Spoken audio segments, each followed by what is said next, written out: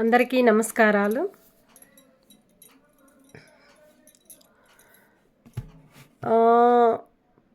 ప్రజలకి ప్రభుత్వాలకి మనం కోరుకునే కోరికలు ప్రతి ఒక్క ప్రభుత్వాలు కూడా, ప్రతి ఒక్క పోలీస్ స్టేషన్లు కూడా పేదవాళ్ళ మీద పట్టించుకోవాలి. మనం పేదవాళ్ళు ఉంటేనే ఏ ప్రభుత్వాలకైనా మంచి జరిగిద్ది. ఎందుకంటే మంచి జరగాలంటే ఎంతో కష్టపడాలి. ఆ కష్టానికి ఫలితం అనేది గవర్నమెంట్ దగ్గర లేదు. గవర్నమెంటా పట్టించుకోవటం లేదు. తప్పు చేసిన వాళ్ళు మొత్తం కూడా కరెక్టు లేక ప్రభుత్వాలు ప్రజలను మోసం చేస్తున్నారు.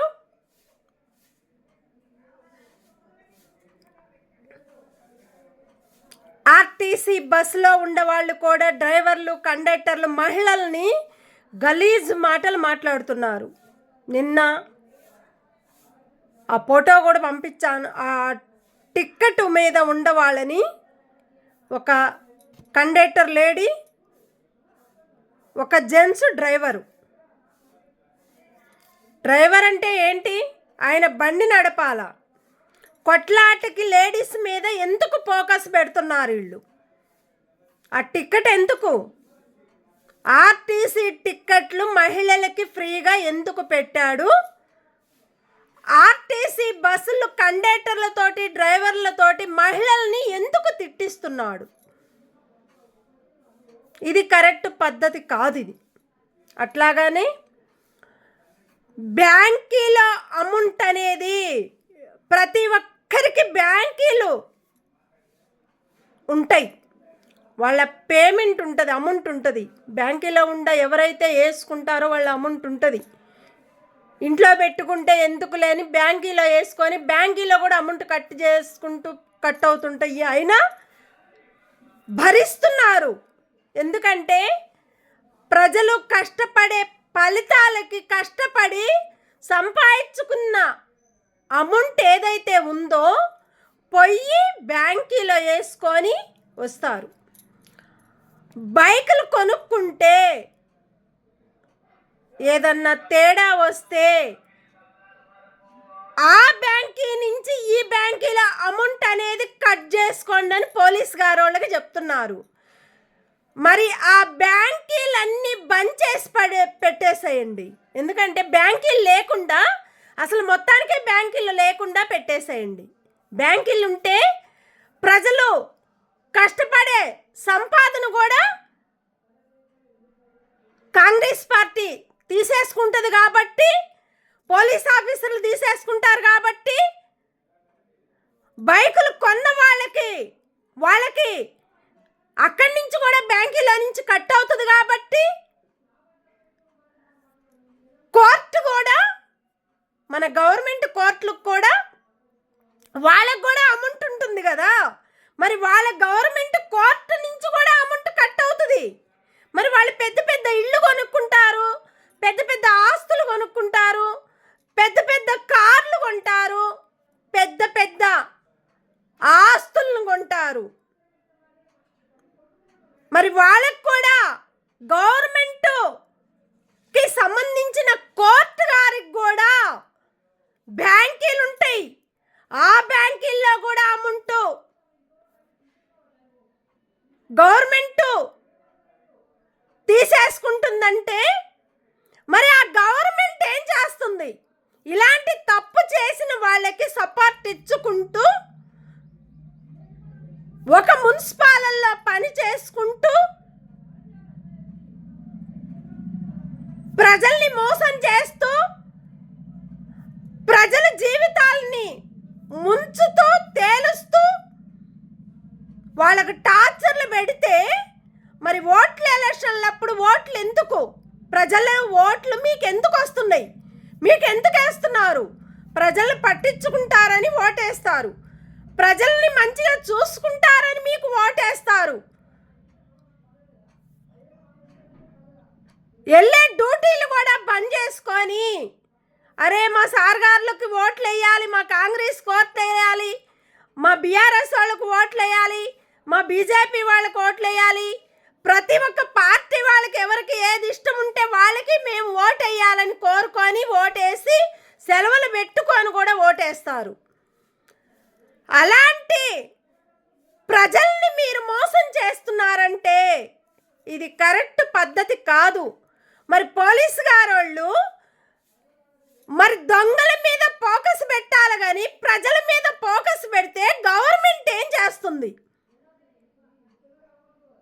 పోలీసు గారోళ్ళు అందరూ ఒకేలా లేరు. ఒకళ్ళు తప్పు చేస్తే ప్రతి ఒక్క పోలీసు గారోళ్ళకి ఈ తప్పు అనేది జరుగుతుంది. ఏం చేస్తున్నారు మీరు? ప్రజలకి పోలీసు గారోళ్ళ ప్రభుత్వాలకి ఒక రౌడీల్లాగా ఉండి, ఒక దొంగల్లాగా ఉంటూ, వాళ్ళ సంపాదన మీరు తీసుకుంటూ మన సంసారాన్ని మనము నడిపించుకోవాలని కోరుకుంటున్నారా? మన పోలీస్ ఆఫీసర్లు అంటే ఎట్లా ఉండాలి? ప్రజలతో కరెక్ట్ ఉండాలి, ప్రజల్ని పట్టించుకోవాలి, ప్రజలకు జరిగిన సంగతులన్నీ కూడా బయటికి తీసుకొని రాబట్టుకొని వాళ్ళకు జరిగిన తప్పుల్ని మన పోలీస్ ఆఫీసర్లు గారు తీయాల బయటికి. అట్లా తీయరు. ఎందుకు తీయరంటే వాళ్ళకి కావాల్సింది డబ్బు. ప్రజల్ని సంపేయటానికి పోలీస్ ఆఫీసర్లు ఉన్నారు. అంటే ప్రతి ఒక్క పోలీసు గారోళ్ళు, ప్రతి ఒక్క సిఏ గారోళ్ళు చాలా మంది మంచి పేరు తీసుకొస్తున్నారు. కానీ ఒక్కళ్ళు తప్పు చేస్తే ప్రతి ఒక్క సిఏ గారులకి తప్పులు అవుతున్నాయి. అవి ఎందుకు చేస్తున్నారు ఈ తప్పులు? మీరు రోడ్ల మీద ఉన్న టిక్కు కొట్టడమే. ఆ టిక్ అనేది ఎట్లా కొట్టాలి? స్పీడ్గా పోయే వాళ్ళని టిక్కు కొట్టండి. ప్రజలు దాటే కాడ పోయే కాడ టిక్కు కొట్టండి. ప్రతి ఒక్క చిన్నదానికి టిక్కులు కొట్టుకుంటా పోతే మనం పోలీస్ ఆఫీసర్లు అనుకోరు, పోలీసు గారోళ్ళు కూడా అనుకోరు. ఎందుకంటే దొంగలకి పోలీస్ ఆఫీసర్లా, దొరలకి పోలీస్ ఆఫీసర్లా, ప్రభుత్వాలకి పోలీస్ ఆఫీసర్లా, ప్రజలకి పోలీస్ ఆఫీసర్లా. ఏ ప్రభుత్వమైనా ఏ గవర్నమెంట్ అయినా ప్రజలకి పోలీసు గారోళ్ళు కరెక్ట్గా ఉండాలి, ప్రజల్ని పట్టించుకోవాలి, వాళ్ళకి జరిగిన తప్పుల్ని అది బయటికి తీసుకురావాలి. మన పోలీసు గారోళ్ళంటే ప్రజలకి కష్టాలు పడ్డప్పుడు ఆ కష్టాన్ని ఎవరైతే తప్పు చేశారో వాళ్ళని బయటికి లాక్కొచ్చి వాళ్ళ మీద తన్నండి. అది పోలీస్ ఆఫీసర్లు మన ఇలువ. అంటే మన పోలీస్ ఆఫీసర్లు ప్రతి ఒక్కరికి కూడా మన ఇలువ అనేది మనం తీసుకొచ్చుకోగలుగుతాము. మన పోలీస్ గారోళ్ళే మనల్ని పట్టించుకోకపోతే ఇంకా ప్రజల్ని ఏం పట్టించుకుంటారు? ప్రభుత్వాలను ఏం పట్టించుకుంటారు? మన గవర్నమెంట్ని ఏం పట్టించుకుంటారు? తప్పు చేసిన వాళ్ళకి మీరు అడుగేస్తున్నారు కానీ తప్పు చేయని వాళ్ళకి మీరు ఎందుకు అడుగు వేయలేకపోతున్నారు? ఎందుకు వేయటం లేదు? మీరు వేస్తేనే, ప్రజల్ని పట్టించుకుంటేనే మన ప్రజల బతుకులు మంచిగా బతకాలని కోరుకోవాలి. కానీ మన పోలీస్ ఆఫీసర్లు, మన పోలీస్ స్టేషన్లు మనమే కుప్పగోలు కొట్టుకిచ్చుకుంటున్నాం. ప్రతి ఒక్కరు కూడా మనల్ని కోరుకునే కోరికలు మంచికి మంచి అనాలి, చెడ్డకి చెడ్డ అనాలి. మంచి పేరు వస్తే ఏళ్ళ సంవత్సరాల దాకా మంచి పేరు వస్తుంది. ఒక్క తప్పు చేస్తే వేల సంవత్సరాల దాకా మీకు ఆ తప్పే ఉంటుంది కానీ మంచి అనేది రాదు. ప్రతి ఒక్క వారికి కూడా, ప్రజలకైనా, ప్రభుత్వాలకైనా, గవర్నమెంట్కైనా, ఎవరికైనా సరే తప్పు చేసిన వాళ్ళు ఎప్పుడైనా బయటకు పడకుండా ఉండరు. కంపల్సరీ బయటకు పడతారు. వాళ్ళ లెక్కలన్నీ బయటకు పడతాయి. ఇలాంటి తప్పు లెక్కలు చేస్తే మన ప్రజలు పట్టించుకుంటారా? ప్రజలు ఊరుకుంటారా? కానీ ఏ ఫోకస్ అయినా ప్రజల్ని పట్టించుకోండి, ఫోకస్ అనేది పెట్టండి పోలీస్ ఆఫీసర్లకి. అట్లాగానే గవర్నమెంటు తప్పు చేసిన వారికి వాళ్ళ మీద వెయ్యండి దెబ్బ. ఆ దెబ్బేసి వాళ్ళ కాడ గుంజుకోండి పైసలు. మీరు తప్పు చేస్తే ఆ తప్పుని ప్రజల్ని కాపాడుకోవాలి.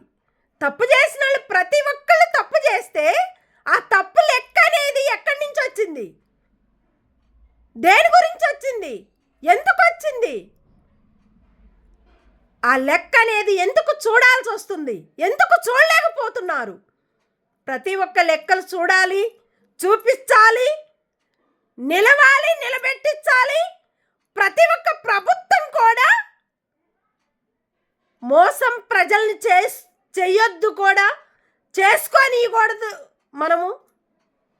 మన ప్రజలను కూడా మోసాలు అనేది చేయకూడదు కూడా.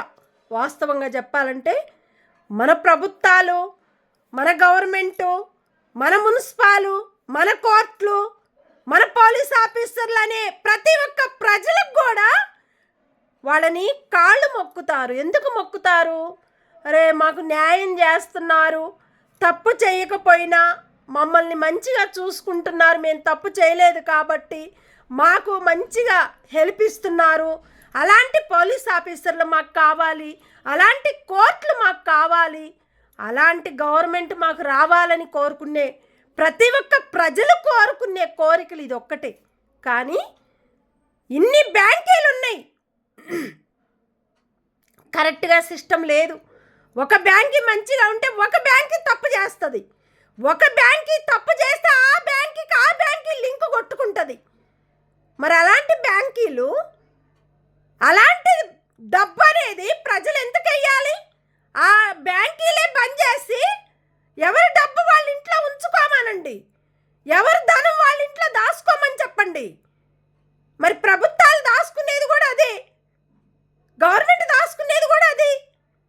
వాళ్ళకొక లెక్క, ప్రజలకు ఒక లెక్క ఉంటుందా? ప్రతి ఒక్క ప్రభుత్వానికి ఒక లెక్క ఉంటుంది, ప్రతి ఒక్క ప్రజలకు ఒక లెక్క ఉంటుంది. తిని తినలేని పరిస్థితుల్లో ఉంటుంది ప్రజలు. తిని సంపాదించుకొని ఓట్లు వేసుకొని గెలిచి ఒక పోస్టులు తీసుకొచ్చుకొని గెలిచింది మీరు, ప్రభుత్వమే గెలిచిన తర్వాత ప్రజల్ని మోసం చేస్తుంటే ఆ మోసానికి ఫలితం ఎవరిది ఉంటుంది? ప్రభుత్వానికి ఉంటుంది, గవర్నమెంట్కి ఉంటుంది, పోలీస్ ఆఫీసర్లకు ఉంటుంది. ఇలాంటి తప్పులు రానియకుండా చేయాలంటే మొత్తం బ్యాంకుల్ని బంద్ చేయమనండి. అప్పుడే ప్రశాంతంగా ప్రజలు కూడా ప్రశాంతంగా ఉంటారు. ఏ ఇబ్బందులు కలగకుండా వాళ్ళు సంపాదించుకున్న సంపాదనలోనే వాళ్ళు అమ్ముకోగలుగుతారు, కొనుక్కోగలుగుతారు, ఏదో ఒక అమౌంట్ ద్వారాగా తీసుకొచ్చుకోగలుగుతారు. అలాంటివన్నా పెట్టుకుంటే మంచిగా అనిపిస్తుంది. మరి ఇన్ని బ్యాంకీలు ఉన్నప్పుడు మరి ప్రతి ఒక్క బ్యాంకీలో బైకులు తీసుకొచ్చుకున్న వాళ్ళు, కొత్త బైకులు కొనుక్కున్న వాళ్ళు, కారులు కొనుక్కునే వాళ్ళు ఆ డబ్బులు గుంజుకోండి, బ్యాంకీల నుంచి కట్ చేసుకుంటే